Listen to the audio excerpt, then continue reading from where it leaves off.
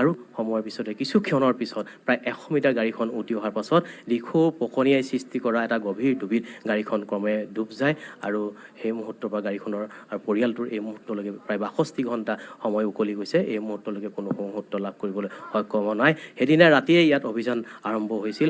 NDRF SDRFৰ এটা বৃহৎ দল আহিছিল, কিন্তু তেওঁলোকে যি দুখন নাও লৈ আহিছিল সেই দুখন নাৱৰ ষ্টাৰ্টেই নহ'ল। ষ্টাৰ্ট নোহোৱাৰ পাছত বিকল হৈ যোৱাত এই অভিযান সেইদিনালৈ স্থবিৰ হৈ পৰে। স্থানীয় ৰাইজ যথেষ্ট ক্ষোভিত হৈ পৰিছিল। জলসম্পদ বিভাগৰ অকৰ্মণ্যতাৰ কথাও সেই প্ৰসংগত আহি গৈছিল।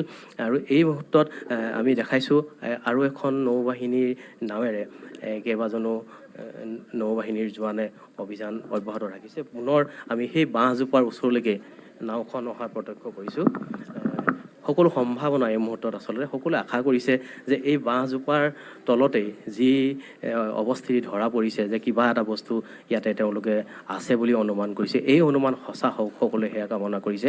এই অনুমান যাতে সঁচা হয়। আজি চতুৰ্থ দিন, 62 ঘণ্টা সময় উকলি গ'ল দুৰ্ঘটনাৰ। প্ৰায় 30 ঘণ্টা সময় এই অভিযান অব্যাহত আছে। SDRF, NDRF, চিভিল ডিফেন্স, স্থানীয় ইয়াৰ লোকসকল, স্থানীয় নাৱৰীয়াসকল, যিসকলে নদীৰ লগত খেলা কৰে। ৰজাবাৰী বাছ দুৰ্ঘটনাত যিজনে গাড়ীখনৰ গৈ ৰছী লগাই থৈ আহিছিল, পানীত ডুব মাৰি ৰছী লগাই, সেই চিকন দাস ইয়াত আছে। সকলোৱে প্ৰচেষ্টা অব্যাহত ৰাখিছে। জল পৰিবহণ বিভাগৰ দুখন বৃহৎ নাও ইয়াত সাজু হৈ আছে। কিন্তু আজি নৌবাহিনীৰ দুখন নাৱেৰে অভিযান চলোৱাৰ সুচল যাতে হয়, তাৰ কাৰণে SDRF আৰু NDRFৰ সকলো নাও